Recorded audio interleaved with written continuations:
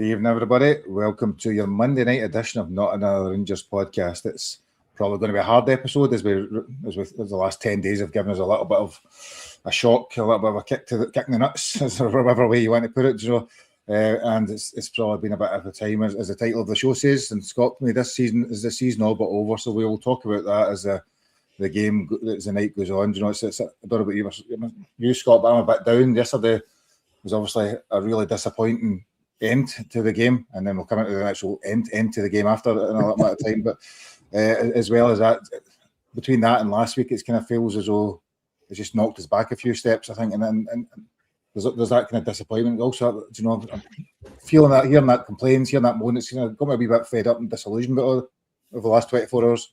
I think me and you have swapped, Gary, because I'm not feeling as bad as a lot of people. I don't know. I think it's maybe because I was kind of expecting some of this stuff to happen, but the last two performances haven't been too bad. They've not been great. It's two games we really wanted to win when we've no, but I can get why Ricky. I can get how people are down. I get that, and because I've been as well, but I think there's more positives than there's actually negatives, even though it doesn't look like it at the moment. Do you know what I mean? That's the way I'm looking at it. I don't want to keep being critical. I don't want to keep being negative because it's constant and it gets you doing more than anything else, I have to say. So I'm trying to look for positives here and look for negatives. So maybe like I say, maybe you have swap bodies. Might be. And unfortunately, so Ricky isn't here. Ricky is currently travelling from one war-torn country to another, I think, from his home in Cyprus to somewhere over the United Arab Emirates. I can't remember where it is. So he's dodging missiles as we speak on a flight over there. So so unfortunately, no Ricky is some laugh, but unfortunately you're going to have to make do with me and Scott tonight, where it'll not be as much of a laugh and it'll be more somber at different points of the night, no doubt. We are going to we will talk about the game, and we'll try and pick up some of the things. And as Scott says, 9 times out of 10 we probably would have won that game yesterday. If you played the same game against it, it wasn't the worst performance in the world. But at the end of the day, results matter, and we are out of the cup, and we're also damaged your league last week. So that's why things are feeling a little bit low. But we will start, and I suppose we do need to start. Scott, me and you were at the game, opposite sides of the stadium yesterday for a change. So I was on the Govan rear, you were in the club deck, I think. Your legs to manage the club deck. I can't fit in there. At the end of the game, there was obviously scenes that nobody wants to see. I don't think I'm not going to sit here and say any thought that was acceptable from any side. But it's been, I suppose, just get your take on it before we delve into wee bits and pieces. This could end up being a Ricky rant, Gary. My take on this, I've heard people talking about it today in the work of listening to things on the media. I've listened to reporters talking about it. Basically, I think if Celtic fans don't come on the park, Rangers fans don't go on the park. That's my take on it. I can get people saying, this, for some reason, everybody's saying, when you score a goal at the last minute, people go on the park to celebrate. I get you going to, maybe now and again you jump the hoardings and then you get back in, but you don't go in the park, Gary, to celebrate. No team does that. Do you know what I mean? But my problem with this is, Gary, we all seen it coming yesterday. I said it before. I said it walking up to the game. I was with my sister and I said, there's going to be problems here. You've seen it before. You've seen the buses driving through and people shouting at each other, people jumping off of buses and stuff like that. And then you get into the stadium and the atmosphere, I felt worse, but you just knew something was going to happen.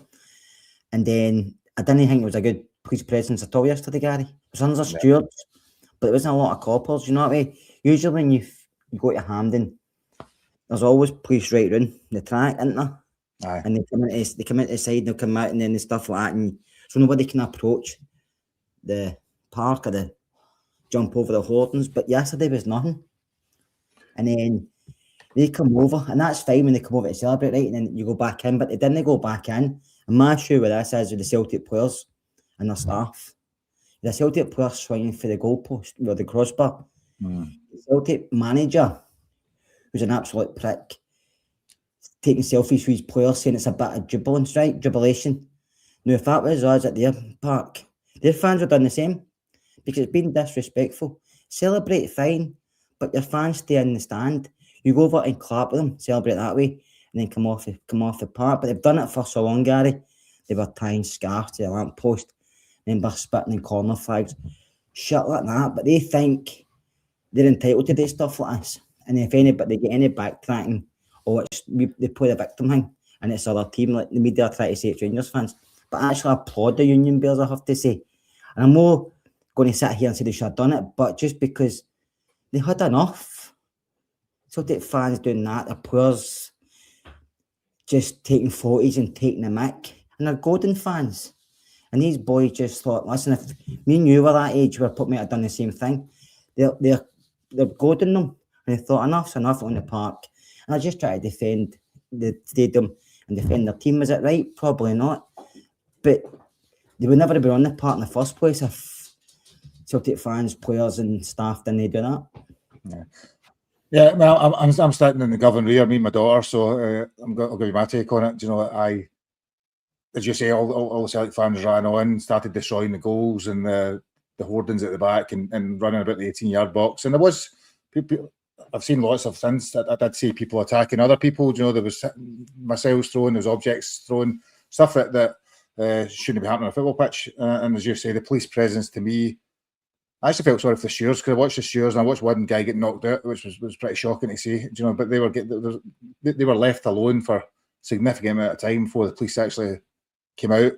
When they did, obviously then the Union Bears came out at the same time. That was about 3 or 4 minutes later. I mean, I think if the police had come out quickly and escalated, as you said, you know, I've been at Hampden many a time when something's happening or a couple of minutes before the game ends and the police presence comes right round the stand. For some reason that didn't happen. It was left to these stewards who were then in a no-win situation. They're getting paid relatively small amounts of money and often older or people that are at university, things like that, not to deal with people running at them and jumping in their face and shoving stuff and all the rest of it. So I thought that was shocking, Joe.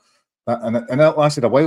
I came up the road, I think I said to you, I came up the road and watched the Premier Sports coverage, which was completely different than what I'd actually stood and watched at the time. Joe, no way do I condone Rangers fans coming on the park. No way do I condone them kicking a police officer and tripping them up or assaulting stewards. That's wrong. I mean, and that was again a minority of people that done that. You know, that's the thing. These things are always a minority of people that are doing these things. Whether it be the vast majority, and I have to be fair and say the vast majority of Celtic fans probably wouldn't have done that either. It's a small number of people, a couple hundred of each that were causing havoc and intending causing havoc, and it was totally unacceptable. Do you know? I think, and I was actually surprised that it didn't escalate further. I don't know about you. I actually thought I was actually quite concerned for what was going to happen. I thought it was going to end a real riot, which in some ways, this sounds silly, it's kind of silly given the fact that they ran out of the park. In some ways, it's good that they stopped and then started to retreat both sides and actually realised and maybe a bit of common sense prevailed.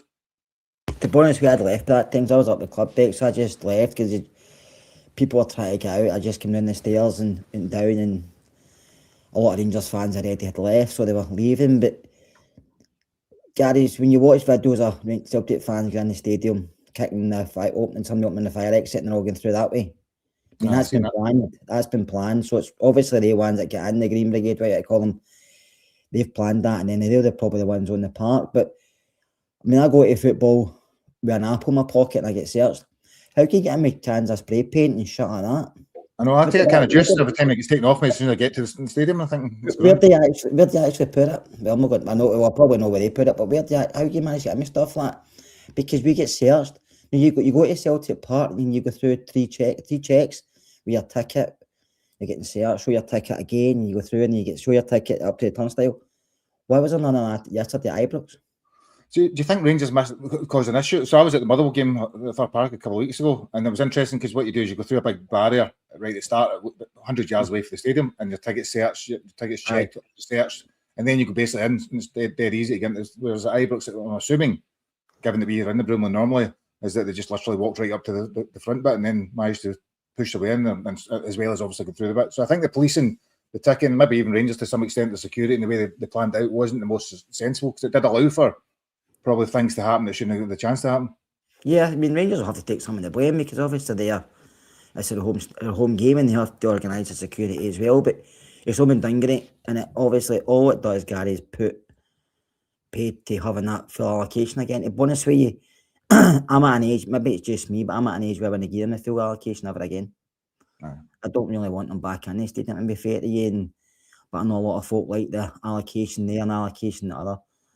the other end of Glasgow, but I just think you can't trust them, and that's a problem. Listen, I've been to Celtic Park and the toilets have been destroyed and stuff like that, so I've seen it either side of the divide, but I just the Broom one's an absolute mess. Aye, And I know I've seen people saying the pictures are fake, they're AI and stuff like that, but honestly, they're not. It's a disgrace. I just want to let them back in Ibrox myself. And I know that's not great for the atmosphere and stuff, but when you can't trust a set of fans, and it's not all Celtic fans to be fair to them, but you can't trust a certain element, it spoils it for the rest of everybody else. Yeah, I think I will stress that. You know, I'm sure that there was thousands of the 7,500 Celtic fans were not intending any trouble whatsoever. Let's not kid on ourselves. You know, the same way there's 44,000 Rangers fans and only a small number of them get involved in that as well. So I think with some of the stuff that comes out from the media, some of the stuff that comes out from the press is a little bit extreme, that it tars everybody with the same brush for a small minority of people doing things. But I think I'm like you. Do you know, I said to you after the game yesterday, I'm not interested in an allocation at Parkhead or an allocation at Rangers. Sorry, Ibrox. I'm only interested in watching my team play against them. I don't need to see 7,500 Celtic fans, 2,500.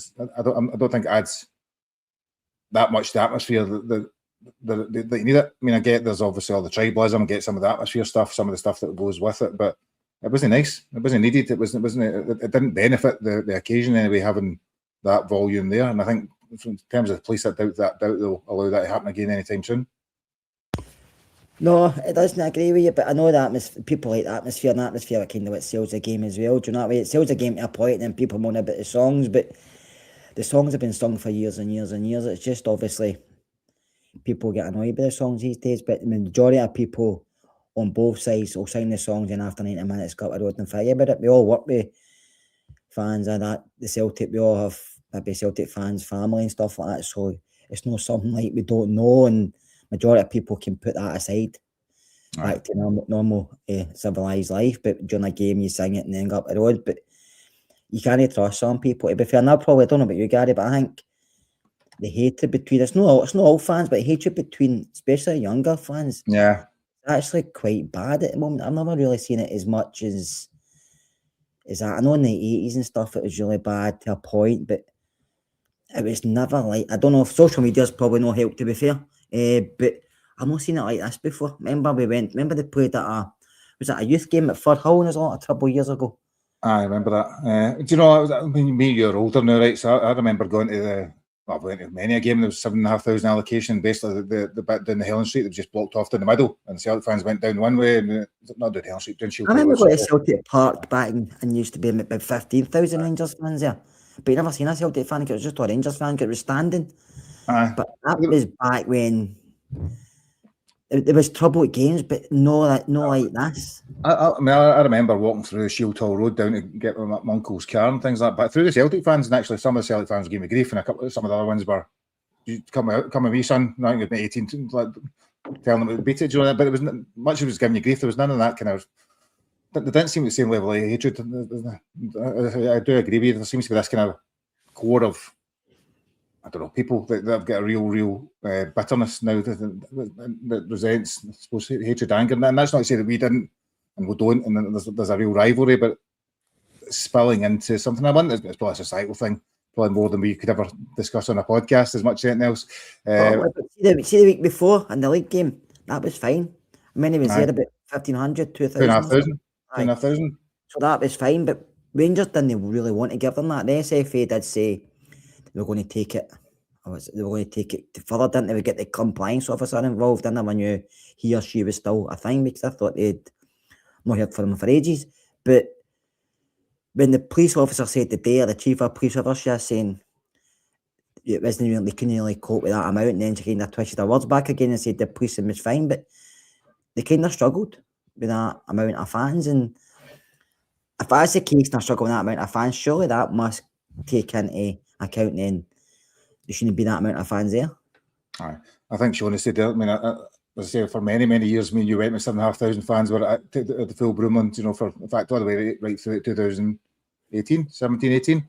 And it was never as much difficult to police, never seen any major trouble at any point during it. So I did think yesterday policing was shocking. My daughter says she's 18.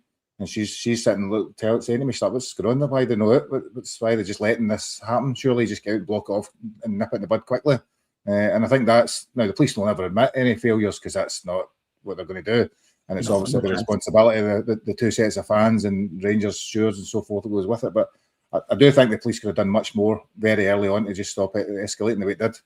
The police will probably say it opens up another can of worms politically and say they don't get enough money for the government. But they maybe have police's size isn't as what it used to be and stuff like that. So it opens up another can of worms. But no, the police, if the police can't have enough people there to control that amount of fans, then don't. It's different as other teams. The stewards will come into force and they can do it. But my issue, I sat in the broom one, so do you. And the amount of damage it was done, they can spot you when you're drinking a bottle of water, and the steward will come over and say, "Do you want to put that away?" So how can you stand and do that graffiti and nobody challenges you? Do you think that's as well? But if you're, and I don't know, if I'm a steward and amongst 7,500 fans, and even you could be Celtic fans, I've had a chance most of the stewards are Celtic fans as well because I used to work. Where's the police in there then? No, I agree. I'm not disagreeing. I just think, it's probably, if I'm assured that you're going to get involved, most of the time you just leave it. No, I don't expect the stewards to take anything further. I mean, the day you said earlier, it's just probably a part-time job for these people, and I wouldn't want to challenge somebody because that's not what they're paid for. They're just to kind of control them. They're there to enforce anything as in physically. So that's up to the police. But as you all know with the police, they always arrive late, don't they? It doesn't matter what's going on. Aye, and to be fair, I mean, there was a small amount. I did see a small amount of violence at the game. There was obviously everybody's seen the videos of the fly kicks and the ones jumping about. And the vast majority of them are just kind of, what about it? They're just standing there, holding my coat and being held back by imaginary fences for both sides. So I think it was bad. It wasn't impressive to see. It was disappointing for everybody involved, and I don't think anybody wants to see that at a football match. But and over most of the circumstances, not a lot happened. I think, didn't it? Do you know? I think that's the thing as well. Not defending anyway, but it was only maybe 3 or 4 isolated incidents. The problem is you see them 100 times on Instagram or on TikTok, don't you? You see them the same ones over and over again, and you think that's kind of what's happened all the time. I mean, stuff that happened outside after the game. It always happens in the city centre or places like after every Old Firm game. So it's not like these things don't happen. It's not great when it happens because you should be able to go to a football match and come up the road after it, but these things have happened for years and they're going to happen long after us as well. Not going to games, so it's just one of these things. But no, it has to be a better police, and it has to be.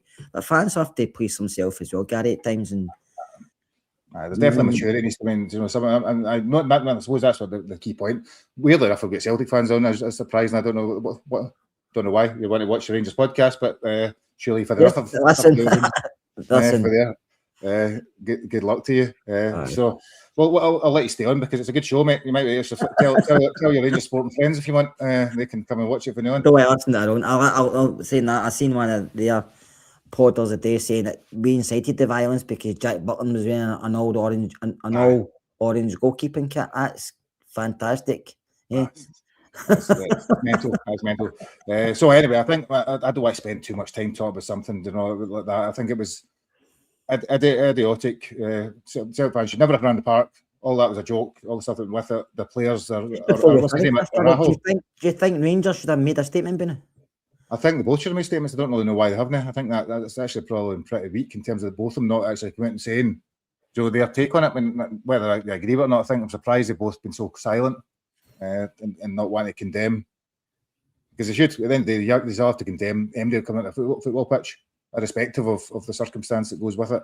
And so I'm surprised if not. The problem is that they're going to have to condemn then their players and manager for no encouraging it, especially the Mexican who was swinging for the crossbar. The man, he's a hard man, but he's awful at football. So I hope they actually sign on a contract because he's awful. I think that he's one of the players. Actually, just picking on him quickly. I mean, he was at fault, was he not, for both goals last week, and yesterday he was average at best.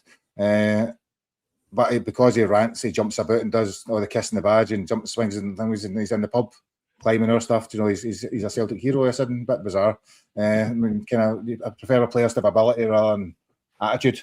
But as you say, I hope they sign him come the end of the season. Anyway, I think, as you said, I think the statement should have come out. I think they will be condemned. Everybody will be heavily criticised. At the end of the day, the allocation is going to be cut for both. The most I'd ever go back to is 2,500. That's been fine. But even then, I don't like you whether or not. No, I'm the same, Gary. Doesn't bother me if they're on. And just let's get back to talking football, because this just keeps everything going. Everybody jumps on a bandwagon, don't they? But they all beat the brush against the Rangers fans because obviously, nobody really likes us. So it doesn't bother me because I like it or that. Because we don't care. Is that how song goes? No one likes us, we don't care. So I think I want to focus on the game and maybe a little bit about the last week or so, and kind of pick up on that. I think in terms of the game itself, I suppose just your overall reflection, Scott, there has been a lot of criticism today to Danny Rowe, to the players having a weak mentality and bottling it, and all the stuff that goes with it. In terms of the game yourself, what did you think? Now you said at the start you thought they were actually all right. I thought we were all right to a point. I just think we lack quality, middle to front. I think we know anybody can pass a ball, probably create it and play through the lines. I think everything's quite simple. Nice, neat and tidy. I thought Raskin was quite neat and tidy, but not a lot else, because I thought he actually played okay winning the ball back and stuff, but he's not one of these ones who's going to play a defence splitting passes. I thought Chukwani is the same, and Dio kind of took himself out the game after getting that yellow card early on. So, but as for Danny Rowe, I mean, changing managers to me doesn't work, Gary. And I'm not going to sit here and say, like, you keep a bad manager, but he's only been in the job since October. I mean, if he'd come in into the club in October and we would won a few games, lost a few games, and we were sitting, say, 4th or 5th now, people wouldn't have been bothered, because I said, well, it's the start of the season, wrote us off, so he's come in and he's had not a lot to play with, and he might as well just see the season out, and then he can start afresh next season. I think it's because he done relatively well to get us back in challenging, and then we kind of hit a brick wall for then, and he's starting to get criticised. So, but I wouldn't pull the plug. I'll give him next season. I think he deserves next season.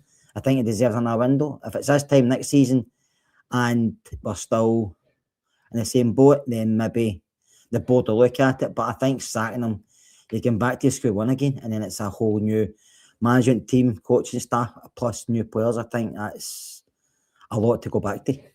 Yeah, I think it's interesting because I've said that I was quite critical of Danny Rowe on Friday. Was it Friday? Not actually, but more playing devil's advocate and things. So he's lost one domestic game in 90 minutes, I think, so far this season, and out of 25 or so games, which you could argue is really good. Far too many draws, as we've talked about over the course of the season. We don't lose a lot of goals. We don't look like getting beat, particularly in games, has to be said. But what we also don't do is look like we're going to have any real creativity. We don't look as though we're going to create lots of clear-cut chances. I mean, even the goals we scored last week against Celtic with 2-2 draw was two fantastic bits of brilliance for Chermiti. Even yesterday, we had lots of possession, lots of crosses, lots of stuff around about the edge of the box, but not an awful lot of clear-cut chances. I think Chermiti had a couple of chances, Fernandez, but for the amount of possession that we had, the amount of dominance we had, we struggle in terms of creativity. I think that's been the biggest problem over the last 25 games or so. And that was fine at the start when we were building ourselves back up in confidence and all the stuff that goes with it when you were grinding out wins. But we got to a point where we're starting to look as though we were actually playing a bit more fluidly. And now we're kind of struggling to create again, which has got people very frustrated. Yeah, the only person that kind of plays 1-2s or plays round the corner, tries to link things up, is Mikey Moore. I mean, everything else is quite simple and basic and side to side. It's not really forward thinking, but I think that's just because of the squad. I mean, you would question Asgard could probably offer more, but he's not offered enough to be in the equation to offer more, because he's not been that great. Do you know what I mean? He's done okay at times, but he's not done enough to cement himself a first team start. And then you've got Miovski, which should here come on yesterday, and you're thinking, has he done enough? Because people were questioning him as well. So, like I said, I think he's stuck between a rock and a hard place. I think the players he's brought in, I think Romans has done really well since he's joined. I think Jotwani has done really well. The two of them all get better. I think Nadiri, you can see there's a player there. He doesn't look clinical, but I think you can see he offers something next to Shamiti, but both of them are the clinical strikers or score goals, but how many will they get you? It's anybody's guess. It could be between 10 and 20. And then you've got not a lot else. Ant-Man's injured. Kasama flatters to deceive, doesn't he? You've got Asgard, like I said, you've got Miovski. You've not got enough middle to front for me, and that's a problem. The defence looks okay. Jigger and Suter looked fine. Fullback Sterling, I thought was really good yesterday. At one point, he was flying by Olsen to win the ball and get it across. But no, we do like something. We do like quality. I know Danny Rose keeps getting asked questions about mentality. I've asked that question as well. But sometimes it can be both. It can be mentality, but also can be just we like quality. And I think we do. That's the problem. I think we do like quality. Olsen, I think we brought him in, Gary, and we thought we were all excited because of what we've seen on YouTube, what we've seen about his what he done at Bruges and stuff. But the boy's not played a lot of games. And bringing him in, when we brought him in off a back and probably not really having a great pre-season and then not playing much football, he was never going to hit the ground running, even though we all thought he would. And he's done not enough for me. But it's very hard when you're judging players over 6 games and try to say, do we buy them off of that? Because you can't really, nobody really judges somebody over 6 games if you're going to buy them. Do you know what I mean? It's very harsh. So I think he's been a letdown. Does he keep playing him? I don't know, but I think you have to because I think there's a lot of other options. I suppose on that, just talking less about Scott Vols, go back to him in a minute. Maybe I was thinking there, you were talking about the players in general. So when I looked through that team yesterday, all of them are pretty good at what they do, right? And so but Romans is good at what he does. Chuck Wanney's good at winning the ball and recycling it. Baskin's good at winning the ball, driving with it, less of the passing. Sterling's good at athleticism. He's crossing and passing is not very good. So each of them are good at their particular skill set, if that makes any sense. But what we do is we lack a couple of players. We often talk about the lacking a creative midfielder, right? So, or a natural goal scorer, or something like that. You're missing just a couple of components, or I suppose, or are you? Do you think you're just missing a couple of components from what that team can look at it? So say Sterling's going to be a right back picking that. Fernandez is obviously a good defender. We like him. Giga and Suter can do a job. You'll hopefully bring in more. Robbins we think is excellent. Chukwane and Raskin are good players, as is Diamandin. You can't dispute they're good players. Now, they're not necessarily creative, but they're good players. And similarly, Chamiti's got ability, Nadiri we quite like, and Mike Moore. So there's lots of good players there, just not necessarily a fully functioning team, if that makes any sense.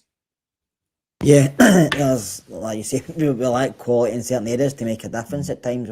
We can't really cut teams open when we're struggling to score for set pieces. I think the set pieces, we were going through a period of scoring for corners and free kicks helped, but it's tailed off, which you knew it was going at some point because teams get wise to it.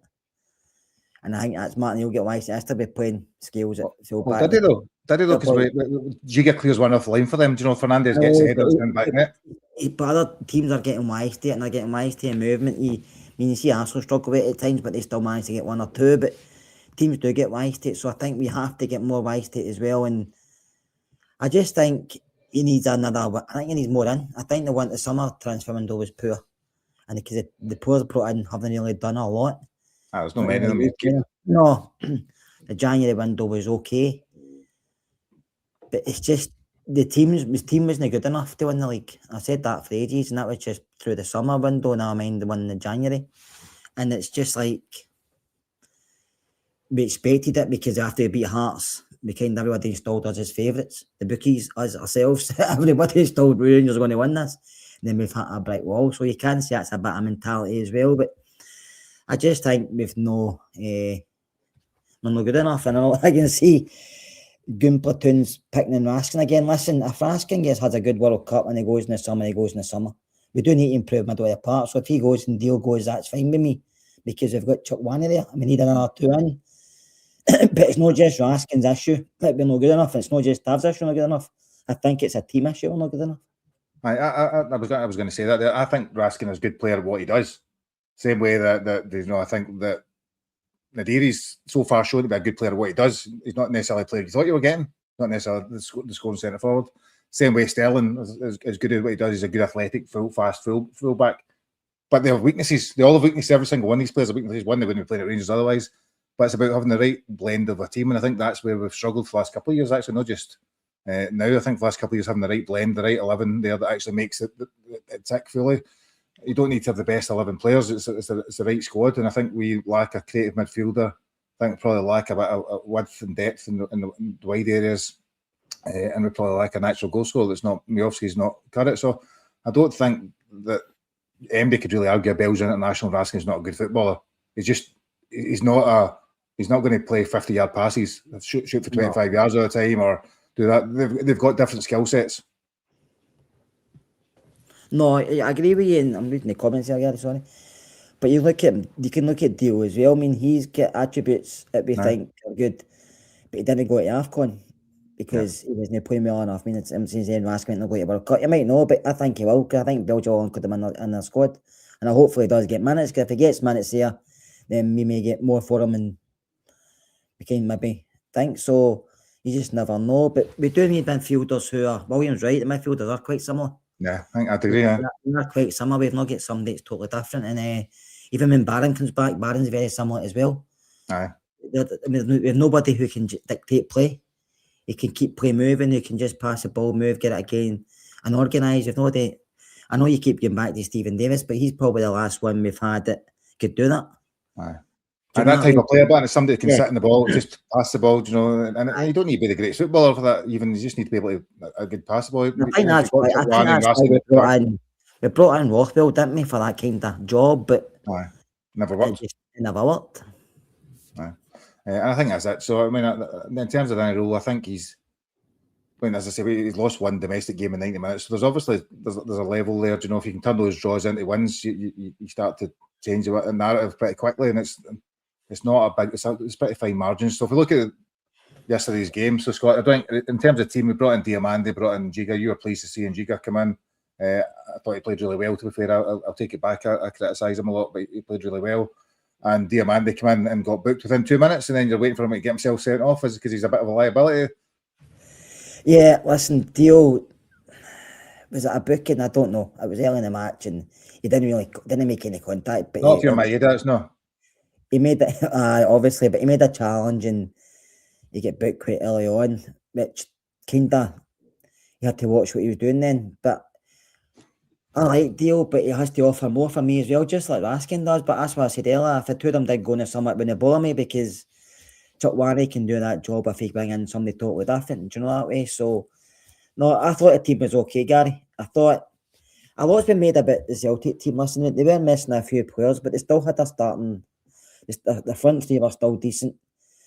The midfield was still full of players that's played before as well. So, and they came, in which I was quite surprised they came and defended so deeply at times. I think they came, but they kind of know we struggle with a low block. Maybe that's how they've done it. And do you think they played that way, Scott? Do you think that deliberately Martin O'Neill tactically went to go really, because they were really defensive? I mean, they sat really deep, which has surprised me a bit. Do you think that was a deliberate ploy to?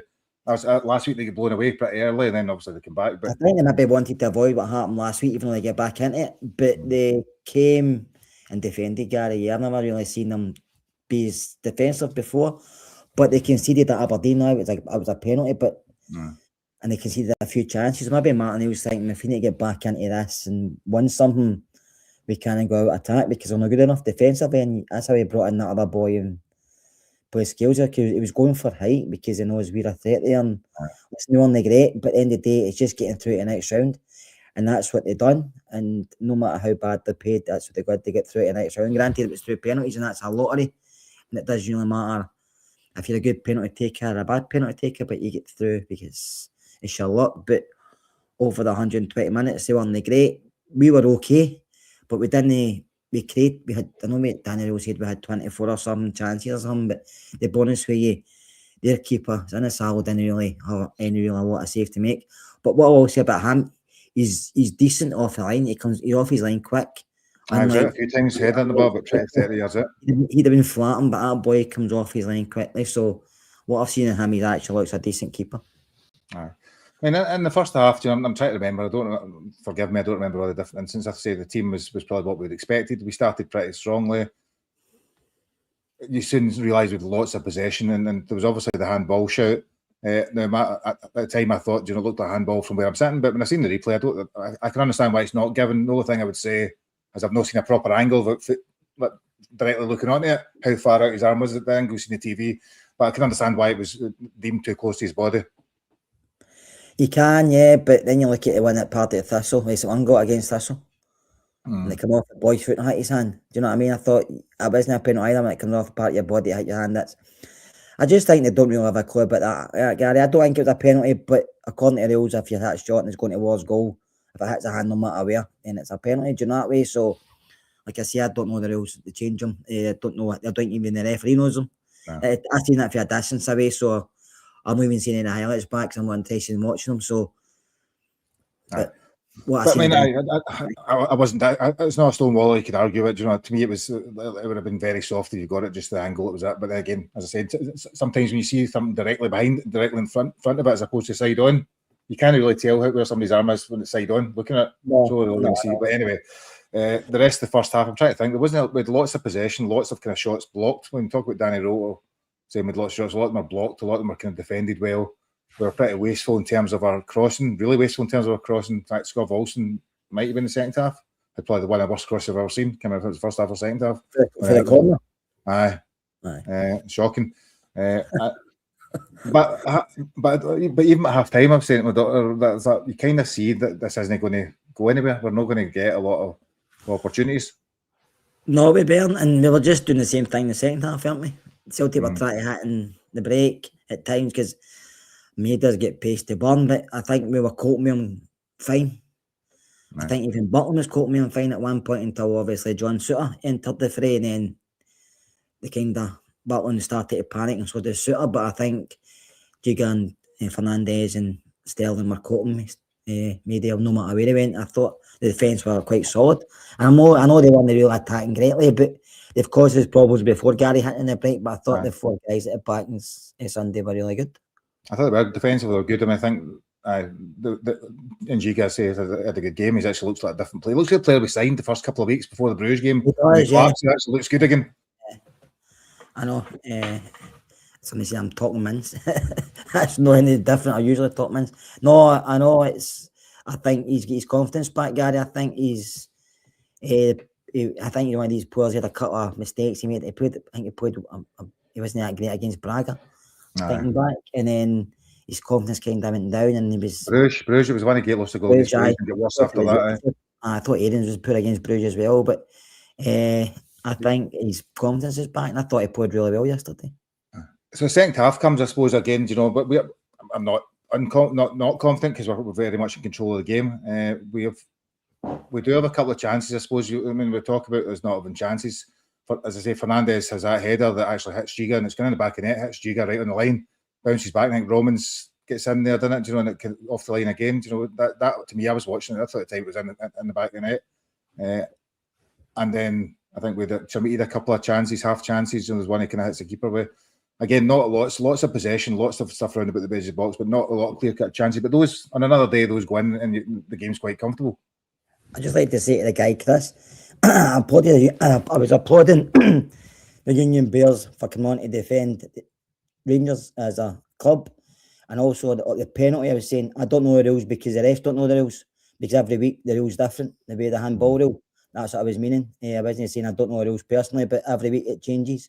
That's why I say nobody knows the rules. What was your question again, Gary? I don't know. You're too busy in a rant. Annoyed by that comment clearly there. No, I was saying, we had chances in the second half. I'm not saying they were clear-cut great chances. Fernandez one hits Giga right on the line. Romans then I think it's Romans has a shot. It's cleared out off the line again. The same. Chamiti is that one. Zanisalo saves in it, and there's a couple of other half chances, but a lot of it's outside the box. But still enough chances to get in the lead. Still should have been enough chances to get in the lead. No, we should have. Listen. We didn't have any luck. Sometimes in these games you need a bit of luck, and that's what I mean. Rangers, even though we're playing okay at times, but we don't have any luck, Gary. Nothing's bouncing the way for us. Nothing's going for us. If anything, it's actually going the opposite way. Do you know what I mean? It goes against us, and I think it was the one you said that came across. I think it was Giga, and then it went over the bar. Keepers on the floor, and you're thinking, this just doesn't. This just doesn't. We don't have any luck in these games. We don't, and even when the ball's bouncing in the area, it doesn't land to a Rangers player. It's landing to a Celtic player. It's not hitting off a Rangers when they're trying to clear it. Like we clear it and maybe hit off one of yours and go to them, whereas they were clearing it and it's not hitting anybody. But you have to make your own luck in football, you do. But sometimes you need a wee bit of luck at times, and we didn't have any yesterday. And I think you can see by this early in the second half, I was going to extra time. Aye. And you know, when I know the XG and all that sort of stuff that people talk about, but I did look at it the day just because it popped up, and I think Rangers XG was 2.5 or something like that to their 0.3. So I mean, that I think the statistic that's that kind of thing. It says 80% of the time you'd win that game based on that kind of sort of thing. So there is an element of luck involved. Somebody scored 2 wonderful goals last week. They were luck as well because that 9 times out of 10 that overhead kick, it doesn't go in the back of the net. So we got the luck in terms of those goals last week. Yeah, we didn't get them this time. So I think because we get into extra time, we'll obviously break a couple of subs. Gassama comes on the right, which is one thing I will criticise Danny Rowe for because he just looks all over the place out there. It doesn't look like he really knows what he's doing. I don't know why the persistence in doing it. Sorry, I just seen a comment there. Why are you getting ads during a live broadcast, Scott? Do you know? I don't know how that can be the case.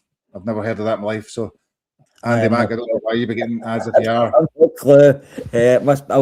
I'll have to check the settings in StreamYard, but that shouldn't be on YouTube. That shouldn't be happening.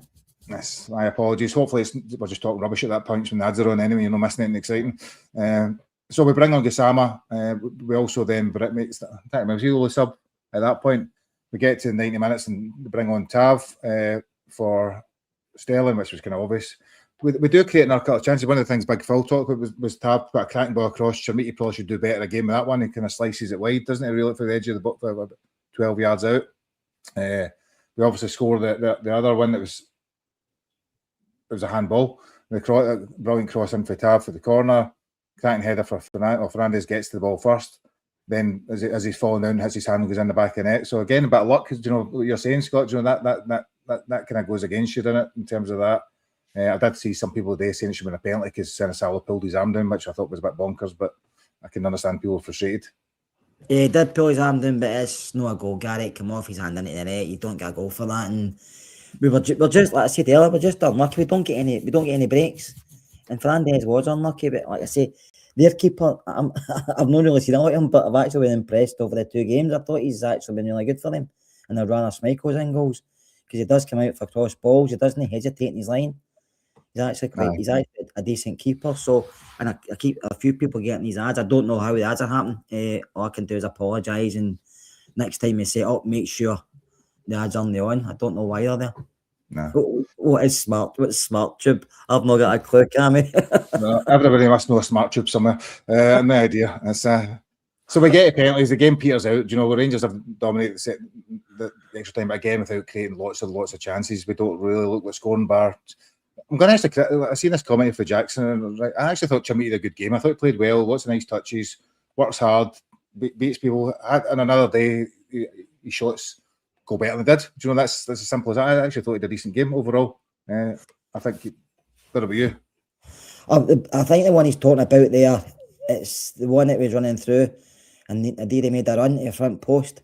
All right, I saw was that. He didn't put it over to him yet. And listen, I think he done okay yesterday as well. I think sometimes his touches, he tries to be over clever. Too many flicks. Just keep it simple until we actually start playing better players, but keep things simple.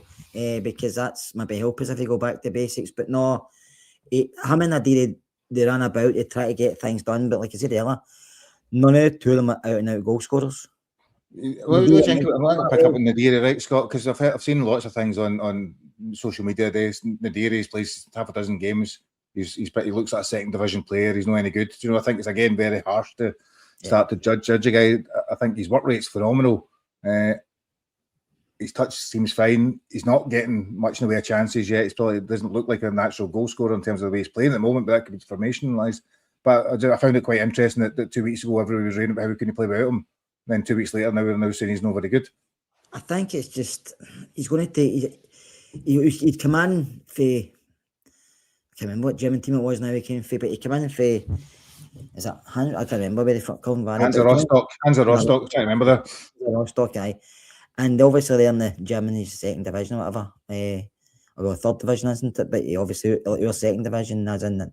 So it was going to take time to settle, but he settled quite quickly. And he hit the game kind of running. He was full of adrenaline, full of enthusiasm. And he kind of settled down. I don't think he's playing bad. But as a fan, you're always looking for more for your players.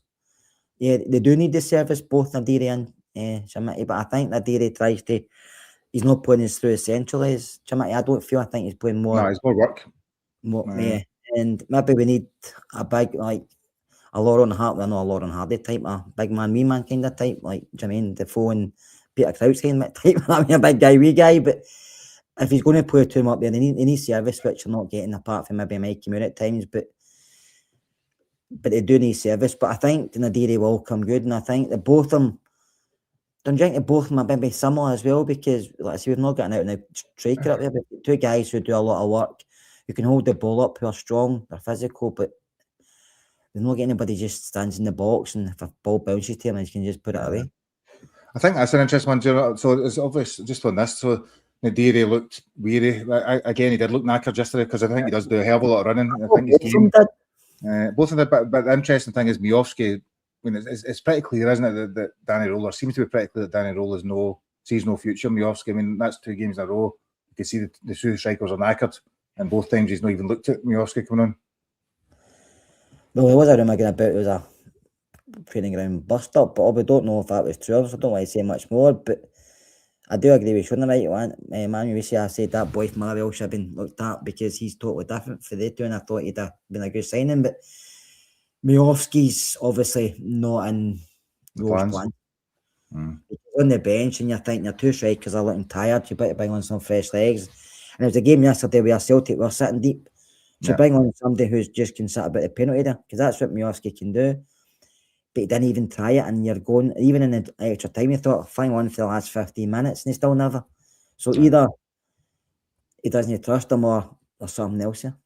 No, I'd agree. So we get to the penalties, and then obviously Tav, who has scored lots of big penalties for us. Do you know, he misses, you know, that's the thing. It's a strange one. It's not the way he normally hits the penalty in it. Do you know, he doesn't normally hit it that level of height. So most of the times we kind of hit them, whipping them the last couple of months.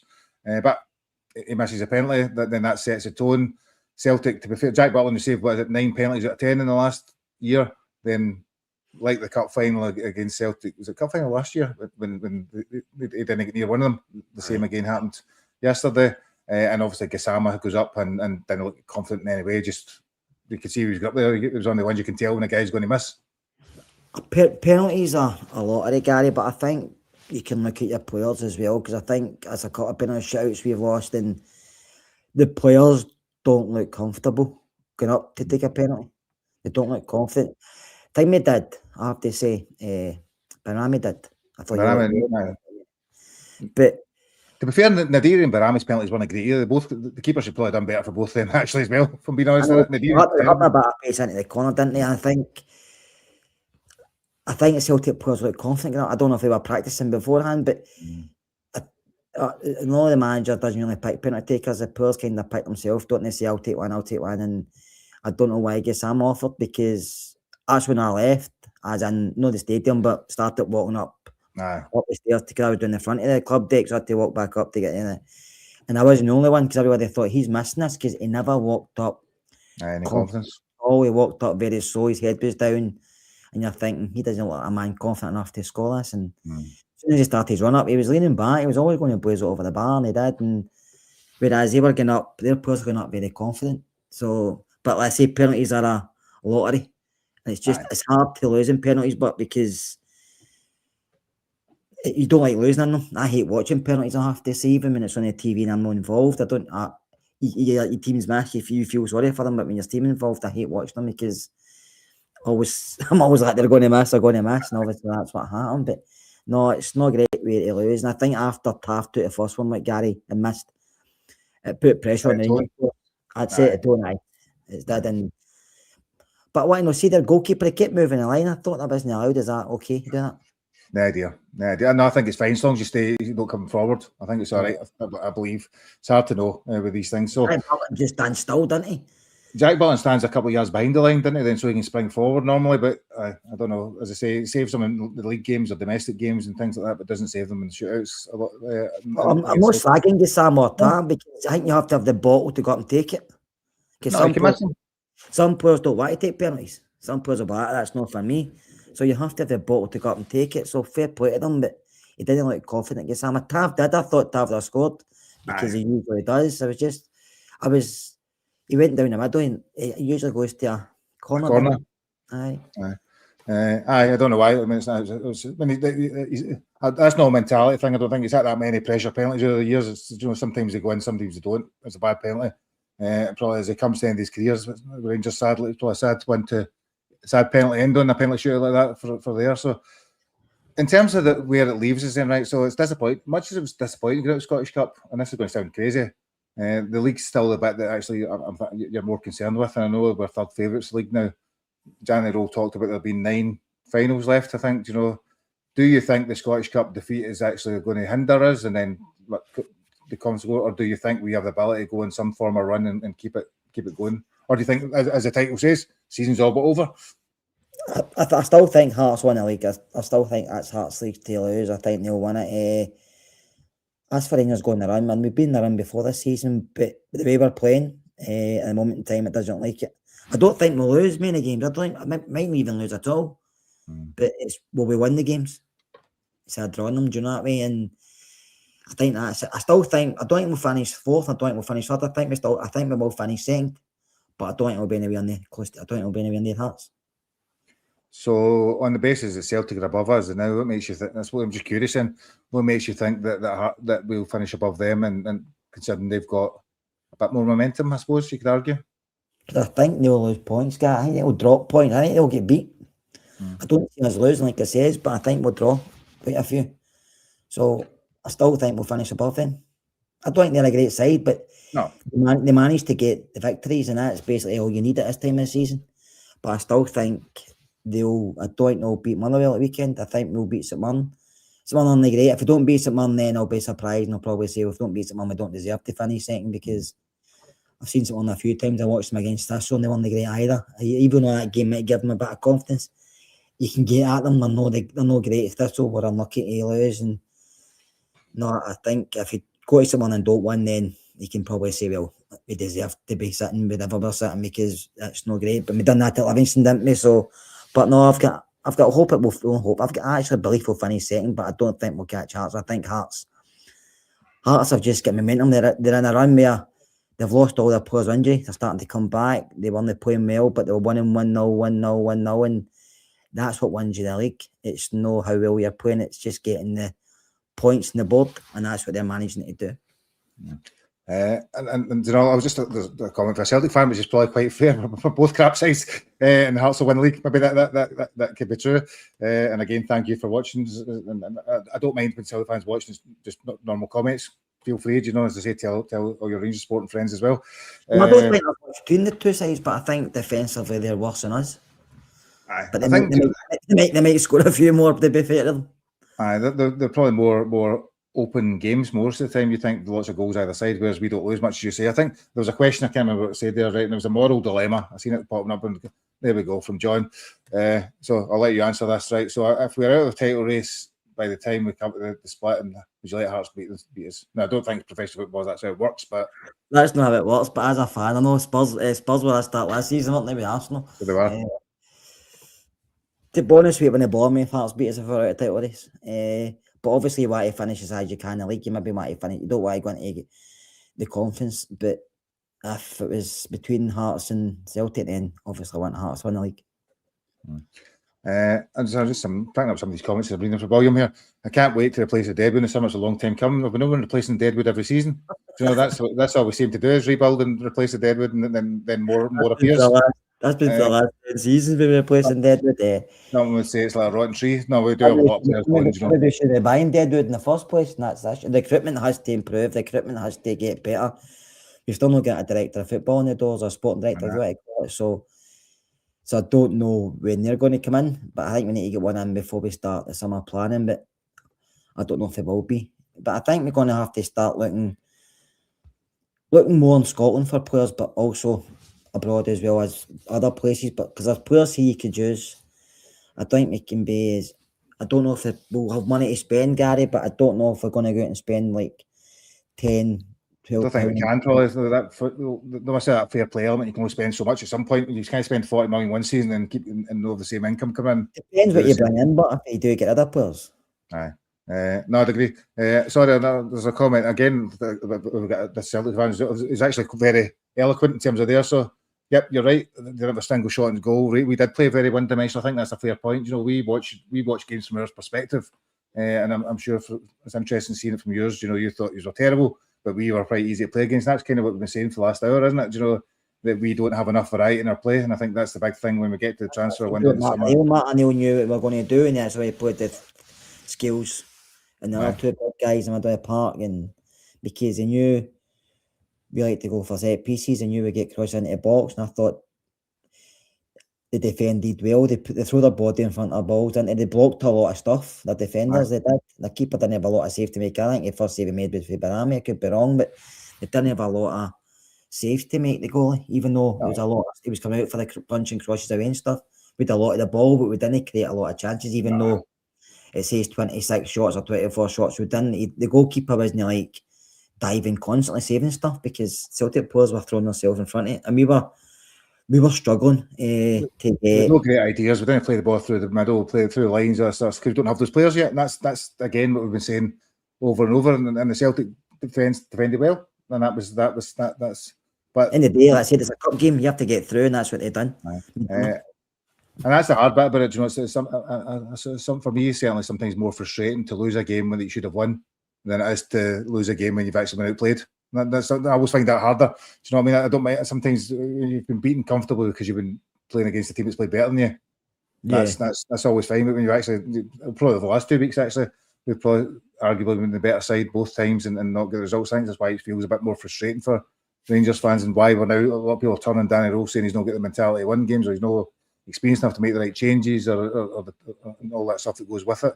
And I think that's where we're at now. And I think in terms of Scott Olsen, I do think that Scott Olsen's a strange one, Scott, you know, because he's not kind of what I expected him to be so far. And I don't know, I'm not sure if that's a fitness thing or it's a style of play thing. I kind of assumed, and it, probably wrongly in my case, he's a Vaclav Cherny type player. Guy cut inside, use his left foot and curling shots. That's what you've seen him doing for Bologna and for Club Brugge. But he's not really done it once. I can't think once he's cut inside that shot, actually, at this point in time. Oh, Gary, everything's kind of safe, isn't it? And listen, I think he's got quality. I think he's not showing it. I don't know if it's due to lack of game time, due to fitness levels, due to getting up to speed with the way we play. It could be a mixture of things, but it's one of the ones where Danny Rose and the board are going to have to think long and hard before they put their money on him, because it's a big chunk of money, and I don't know at in time if they will, because and I'm actually defending him because he's probably got the quality there. He's a good player. I mean, he's clearly a good player of his career. He's had so far. It's very difficult to show it in a short space of time. I mean, Cherny came in at the start of the season, remember? And he was poor at the start, but he got to grips with it quickly. And 6 to 8 weeks, he was running away, and he was proving his point. And he thought, this boy's a good player, but Olsen's not had the opportunity yet. But it's very difficult for when he comes through the door, because he's not put a lot of game time. And William said he had an injury, but yeah. And he also said he's scared. I do think he's here when we can buy somebody or trying something. It's like he plays the easy ball back, doesn't he? He doesn't want to maybe open his legs up. I don't know. Just go with what I've seen on YouTube. I've seen a lot of him. I'm going on YouTube. And YouTube makes players look better, but he's got a lot of good stuff on YouTube. You think there's a player there. So do you gamble and take him, or do you stick and say, no, we'll go for somebody else? Because it is a huge amount of change.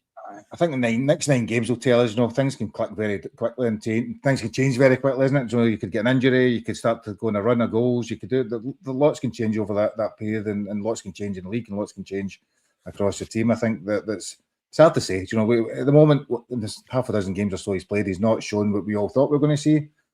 And again, he was hyped up that much. That probably doesn't help him. We all thought he was going to be the superstar, but he still has 9 games, which could help. If he play 9 games and he's a goal and assist on average between them all and win the league, people are going to be clamouring to sign him in it. So that's the thing, you know, we will need to wait and see. Don't make a judgment just now. You do I that think too early. what's not helped them, Gary, is the not playing a lot of games because we've only playing one game a week. See, if we were still in Europe and we're playing maybe midweek, Saturday or Sunday midweek, I think that would have helped him more because the more you play, the more you get up to speed. Whereas he's playing and there's a long way off before he plays again, and training is okay, but you need game time, you need match fitness, and I think that's where he's struggling. Yeah. I'm just going to ask this question. So Andy Mack says, how many points do Hearts need to win league? So if I'm working this out right, there's 27 points left. Celtic are 5 points behind them, so 23 points would mean nobody else could catch them. Would that be right? 27 points. I'd that before 4 off. So they need the minimum of 20. Well, to get 23 points, nobody can beat them. Basically, that's as simple as that. 23 points out of the next 9 games. So what's that? 7 wins and 2 draws, or 8 wins and 9 and win. That's assuming everybody else wins. I think if they won 5, 6, I think they win the league. I think teams will drop points, but we've got quite a hard. I know they've got Motherwell twice and they've got Celtic, but I think the mentality is McInnes has actually done really well, and he's got them as us against the world type of thing. Do you know what I mean? You can see it the way they're acting, and they all know this is their best chance ever. They're not going to get that opportunity again because they're so close to it. And if they do blow it, they'll never get people never start to remind them because this is very unusual. This thing is going to happen, especially because to be honest with you, nobody expected Celtic to be as bad as they are, and nobody we didn't expect us to be as bad as we were either. So I think Hearts are favourites. I mean, you always think Celtic are going to come back. You think that, don't you? And the bookies. I think Celtic are the favourites at the moment just because they've got to play Hearts still at Parkhead and we play us at Parkhead. Sorry, I think to me they're the slight favourites. Then it's Hearts, then it's us at the moment. Now that can change over the next 4 games and points change. It can be totally different, but as it stands today, I'd have them as slight favourites to win the league, then Hearts, then us. Sadly, but say win the next 4 games. Hopefully, points. I don't think they'll beat Motherwell on Saturday. I don't think the Motherwell Madrid are as good as people say. You know, at times I think they've done well. Just the way Motherwell play, I think they'll open up with Celtic quite easily because Motherwell play a better style of football at this moment in time than we do. They can open you up quite easy. So Martin will might sit. He'll not play the Wilfred Nancy way. He'll sit back then, arguably, won't he? He might sit. So, but joking aside, he might sit back and know that Motherwell play good football and try and catch him that way. Use Maeda and play like that. It might get a draw against Motherwell. You never know, but I think. Which isn't your problem at the end of the day, is it? We're not caring. We just have to make sure every game we go into. You try and win it and see what it takes us. There's 9 games left. You win the 9 games, you're going to be close. Gary, we can win at least the games up to the split, and it makes it interesting. If we don't win the games up to the split, then you're thinking, "Fuck this, man! This is poor." But what can we do? I think if we're more than 4 points behind, whoever's top, whoever it may be, by the split, we're out of it. Really, I think if I've seen many a funny thing happen after the split. You know, so if there's 4 points in it, by the time the split comes, we manage to whoever's won whatever games over the next 4 games, you're still in my shout in the split. It's going to be tough, but you do have Hearts and Celtic away, and you've got a chance to do it. Some chance. Who else have we got away? Nobody knows yet. It could be any one of the 3. Depends on. I don't know how they work. It's just one of those 3. So perhaps Motherwell or Falkirk in it. Is that right? But we don't know that yet. I think that comes at the time. Played Motherwell twice away, haven't we? We've played Motherwell, Hibs and Falkirk twice away, so I think one of them will be a 3rd time away. I think, if I'm right. Have we not played Falkirk away again? No, we've only played them twice away. We've done twice away. We've got to play 3 away games. Maybe that's why. So maybe we then need to play them away. Something bizarre anyway. We'll find out soon enough with there. I think Daniel said we'll play Hibs. I don't think it's actually decided. I don't like to tell you till right at the time. We've definitely got Hearts and Celtic away, and who knows, that could be good for us. Do you know what? We will see. That's a few weeks away. We'll get some on Saturday, Sunday. Is it Sunday? 12 o'clock Sunday, no doubt. Sunday, I think it's 12 o'clock, aye.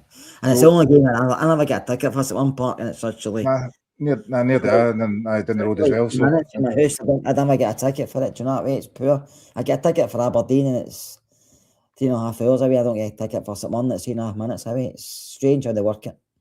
Nobody knows really in terms of how the ticket allocation goes. You know, we high up the my jairs and never hear things. Anyway, we are back on.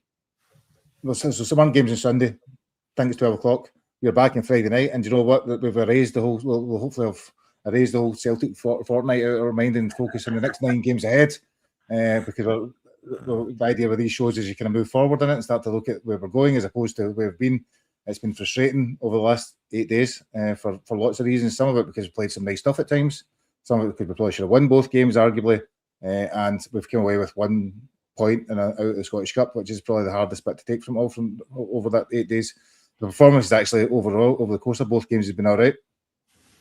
Yeah, I know listen, we were expecting more. We didn't get it, but it could have been worse, probably. We could have lost both. Well, we lost yesterday with penalties, but we could have been lost last week. That'd have been worse. So we just have to take an isolation, take these games. I mean, you know yourself, Rangers, Gary, they get you up in a high, and then next minute they're literally kicking you in the nuts. So it's just Rangers Football Club, but it's not like it's just this season.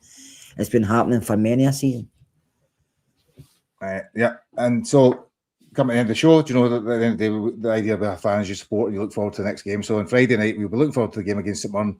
And again, whether it be blind optimism or whatever it may be, we'll be looking forward to a chance to close the gap, get back in it, and still potentially at the end of the season, who knows, maybe still have a chance to win the league. That's really where we're at the moment. So thank you. There's been tons of people watching, lots and lots of comments. Really, we do really appreciate the contribution from 99% of the Rangers fans, the 10% of Celtic fans who joined us, and everybody else that was there. So thanks a lot for watching. We'll be back on Friday night. Scott, hopefully Ricky, I think, is back then. He'll be back from his travels. He'll be available. What about Cameron? When's he back?